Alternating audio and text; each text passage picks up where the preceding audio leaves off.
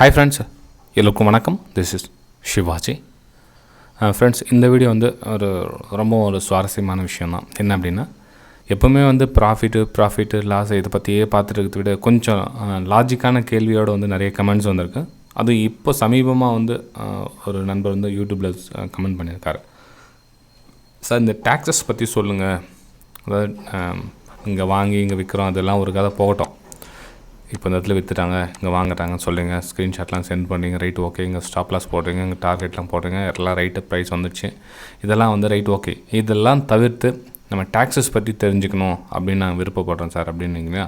ரொம்ப ஒரு சூப்பரான கொஷின் ஃப்ரெண்ட்ஸ். அதாவது யதார்த்தத்தை புரிஞ்சுக்கிட்டு மார்க்கெட்டில் வந்து என்ன நடக்குது அப்படின்றத ரியாலிட்டி பற்றி புரிஞ்சுட்டு கேட்குறீங்களா. ஸோ நீங்கள் வந்து ஓரளவுக்கு தெளிவாகிட்டீங்க அப்படின்னு அர்த்தம். அதாவது அந்த மைண்ட் செட்டில் யாரெல்லாம் இந்த வீடியோ பார்க்குறீங்களோ, இப்போது மார்க்கெட்டில் வந்து ப்ராஃபிட் வருது, லாஸ் வருது, எனக்கு இவ்வளோ வருது அவ்வளோ வருதுன்னு காமிக்கிறாங்க. 1 கோடி சம்பாரித்தேன், 10 லட்சம் சம்பாரித்தேன், 20 லட்சம் சம்பாரித்தேன், அதுக்கு எவ்வளோ டேக்ஸ் போச்சு, எவ்வளோ என்ன ஆச்சு, இதெல்லாம் காமிக்கிறாங்க இல்லைங்களா. அது வந்து ரியாலிட்டி பற்றி கொஞ்சம் பார்க்கலாம். ஓகே, ரியாலிட்டினா என்ன அப்படின்னா, இப்போ பாருங்கள், ஒரு என்னுடைய ஸ்டேட்மெண்ட்டே காமிக்கிறேன் உங்களுக்கு. இது லாஸோடைய ஸ்டேட்மெண்ட். இது அதாவது 1850 ரூபா லாஸ் ஆகிருக்கு. ஓகேங்களா. ஸோ அந்த 1850 ரூபா லாஸ் ஆனதுக்கும் நான் டேக்ஸ் பே பண்ணி ஆகணும். 1850 ரூபாய்க்கும் நான் வந்து டேக்ஸ் பே பண்ணி ஆகணும். அதாவது ப்ரோக்கரேஜ் டேக்ஸ் எல்லாம். எனக்கு நஷ்டமாயிடுச்சு அப்படின்றதுக்காக ஒன்றும் கவர்மெண்ட் வந்து எனக்கு நீ டேக்ஸ் கட்ட தேவையில்லை அப்படின்லாம் சொல்கிறது கிடையாது. நீங்கள் ₹1 நஷ்டமானால் கூட அதுக்கு டேக்ஸ் கட்டணும். ₹1 நீங்கள் நஷ்டமாயிட்டீங்கன்னா கூட அதுக்கு ப்ரோக்கரேஜ், அதுக்கு டேக்ஸு, அதுக்கு எல்லாம் சேர்த்து உங்களுக்கு பெனால்ட்டின்னு சொல்ல முடியாதது, அதுக்கு சார்ஜஸ், அதுக்கு சர்வீஸ் சார்ஜஸ்ன்னு சொல்லலாம் வேணுமெந்தான்.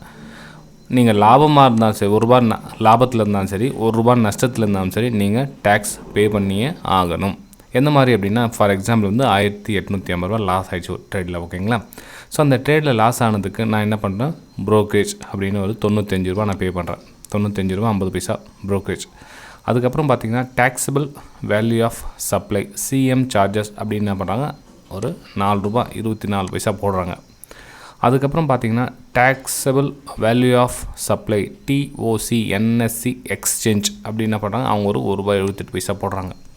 அதுக்கப்புறம் SGST, CHST இதெல்லாம் சேர்த்து பார்த்திங்கன்னா இது ஒரு ₹11.39, அது ஒரு ₹11.39. இதெல்லாம் போக இன்னொன்று taxable value of supply exchange transaction charges அப்படின்னு அவங்க ஒரு போடுறாங்க. பார்த்திங்களா, இது எவ்வளோ பெரிய சார்ஜஸ் பாருங்கள். இது SGST கட்டியாச்சு, GST கட்டியாச்சு, எல்லா டேக்ஸும் லைனாக கட்டிகிட்டு வந்தாச்சு. எதுக்கு, நான் ஆல்ரெடி லாஸ் ஆனதுக்கே இவ்வளோ டேக்ஸ் நான் கட்டிகிட்டு வரேன். ஓகேங்களா. அதுக்கப்புறம் ஸ்டாம்ப் டியூட்டி, அதுக்கப்புறம் செக்யூரிட்டி டிரான்சாக்ஷன் சார்ஜஸ்னு அது ஒரு ₹17. ஓகேங்களா. ஸோ அதனால தான் உங்களுக்கு என்ன சொல்கிறேன்னா, நீங்கள் ட்ரேடு எடுக்க சொல்ல அந்த ட்ரேடுக்கு உண்டான லாஜிக், நீங்கள் ஸ்டாப் லாஸ் போடுறீங்களா, டார்கெட் வைக்கிறீங்களா, அந்த டார்கெட் வரலாம் கம்ப்ளீட் ஹோல்ட் பண்ணுங்கள் அப்படின்னு சொல்கிறதுக்கான முக்கியமான காரணம் என்னென்னா, நீங்கள் அந்த ட்ரேடில் சக்ஸஸ் ஆனால் கம்ப்ளீட்டாக ரீச் ஆனால் கூட உங்களுக்கு டார்கெட் இந்த டேக்ஸ் எல்லாம் சேர்ந்து தான் உங்களுக்கு கொஞ்சம் கம்மியாகிடும்.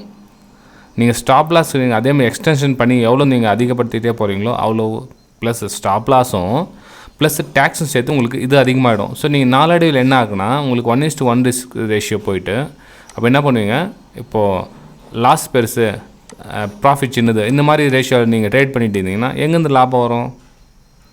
ஓகே, லாபம் வரப்போகிறது கிடையாது. ஃபர்ஸ்ட் அந்த ஒரு டிசைட் பண்ணிக்கோங்க. இவ்வளோலாம் டேக்ஸ் வந்து வெறும் லாஸ் ஆனால் மட்டும் இல்லை, ப்ராஃபிட் ஆனால் மட்டும் நீங்கள் என்ன தான் பண்ணாலும் இவ்வளோ டேக்ஸ் நீங்கள் பே பண்ணி. ஒரு ஃபார் எக்ஸாம்பிள் 1850 ரூபா சொன்னேன்னு, உங்களுக்கு இதில் ஒரு 5 லட்ச ரூபா நீங்கள் வந்து ப்ராஃபிட்டில் இருந்தீங்க அப்படின்னா கண்டிப்பாக டேக்ஸ் பே பண்ணணும். நீங்கள் 5 லட்ச ரூபா லாஸில் இருந்தீங்க அப்படின்னா அதுக்கும் டேக்ஸ் பே பண்ணணும். அதுக்கும் அந்த பர்சன்டேஜ் எவ்வளோ கால்குலேஷன் போட்டு பண்ணாங்களோ அவ்வளோவும் டேக்ஸ் பண்ணி ஆகணும்.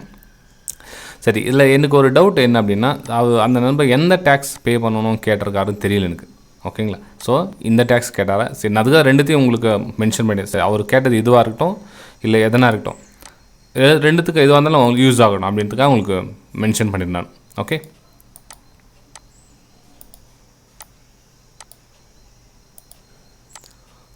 சரி. இப்போ அவர் கேட்டது வேறு விஷயம், இன்னொரு ஆங்கிள்லையும் பார்க்கலாம். எந்த டேக்ஸ் இருக்கலாம் அப்படின்னு பார்த்தோம் அப்படின்னா, இப்போது சார் நான் வந்து ஒரு வருஷத்தில் வந்து ஒரு 5 லட்ச ரூபா ப்ராஃபிட் சம்பாதிச்சிட்டேன். ஒரு வருஷத்தில் எனக்கு ஒரு 5 lakhs ப்ராஃபிட் வந்துடுச்சு சார்.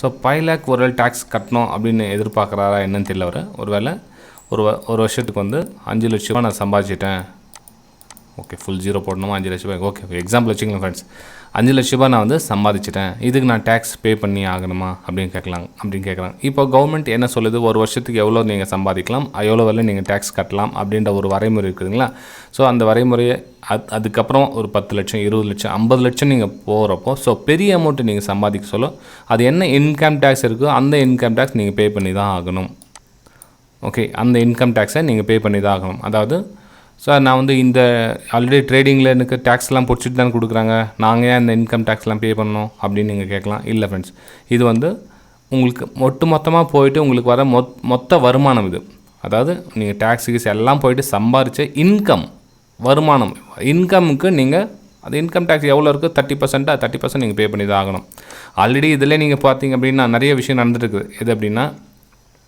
இப்போது இந்த டேக்ஸ்லாம் கட் பண்ணுறாங்க இல்லை இந்த டேக்ஸ்லாம் வந்து இதில் லெஸ் பண்ணிக்கங்க அப்படின்ற மாதிரி நிறைய ரிக்வஸ்ட்லாம் வந்து சென்ட்ரல் கவர்மெண்ட்டுக்கு நிறைய பேர் கேட்டுகிட்டு தான் இருக்காங்க ஆனால் அதுக்கு இன்னும் ரெஸ்பான்ஸ் எதுவும் சரியாக வரல நீங்கள் பார்த்தீங்கன்னா கூட நிறைய நம்ம தமிழ் நண்பர்களே பெரிய பெரிய ட்ரேடர்ஸ்லாம் வந்து ரிக்வஸ்ட் பண்ணியிருக்காங்க சார் எனக்கு வந்து இப்போ 1 கோடி ரூபாய் நான் வந்து சம்பாதிச்சிருக்கேன் அப்படின்னா ஆல்ரெடி அதுக்கு டேக்ஸ் நான் நிறைய பே பண்ணிகிட்டு இருக்கேன் நான் ஸோ வந்து இதில் லெஸ் பண்ணிக்கங்க இந்த 30%ல் வந்து அந்த டேக்ஸ் லெஸ் பண்ணிக்கங்க அப்படின்னு நிறைய பேர் கேட்டிருக்காங்க ஆனால் அதுக்கு இன்னும் அங்கேருந்து எதுவும் சென்ட்ரல் கவர்மெண்ட் ரிப்ளை எதுவும் வரல ஓகேங்களா ஃப்ரெண்ட்ஸ் இது வந்து எனக்கு தெரிஞ்ச தகவல் என்னுடைய அறிவுக்கு எட்டின தகவலை உங்கள் கூட நான் ஷேர் பண்ணிக்கிறேன் பிடிச்சிருந்தால் லைக் பண்ணுங்கள் இல்லை ஏதாச்சும் நான் மிஸ்டேக்ஸாக ஏதாவது சொல்லியிருந்தால் கமெண்ட் மூலிமா தெரிவிக்கலாம் சார் நீங்கள் இது வந்து தப்பாக சொல்லியிருக்கீங்க இது வந்து ரைட்டாக சொல்லியிருக்கீங்க அப்படின்னும் நீங்கள் விஷயம் தெரிஞ்சவங்க நீங்கள் பார்த்தீங்கன்னா நீங்களும் அவங்களுடைய கமெண்ட்ஸை தெரிவிக்கலாம் ஓகேங்களா ஃப்ரெண்ட்ஸ் லைவ் மார்க்கெட்டில் என்னுடைய வியூஸை போஸ்ட் பண்ணிட்டு நீங்களும் விருப்பம் இருந்தால் டெலிகிராம் சேனலில் கொடுத்துருக்கேன் பாருங்கள் அதில் நீங்கள் ஜாயின் பண்ணிக்கலாம் ஸோ லைவ் மார்க்கெட்லாம் ஃபார் எக்ஸாம்பிள் இது மாதிரி உங்களுக்கு போஸ்ட் பண்ணி மார்க்கெட் வந்து நேரத்தில் மேலே போய்ட்டு கீழே வரும் இது வந்து லெவல்ஸ் எல்லாம் வந்து உங்களுக்கு போஸ்ட் பண்ணிட்டு போய் டெலிகிராம் சேனலில் விருப்பம் தான் நீங்கள் ஜாயின் பண்ணிக்கலாம் ஓகே பை ஃப்ரெண்ட்ஸ்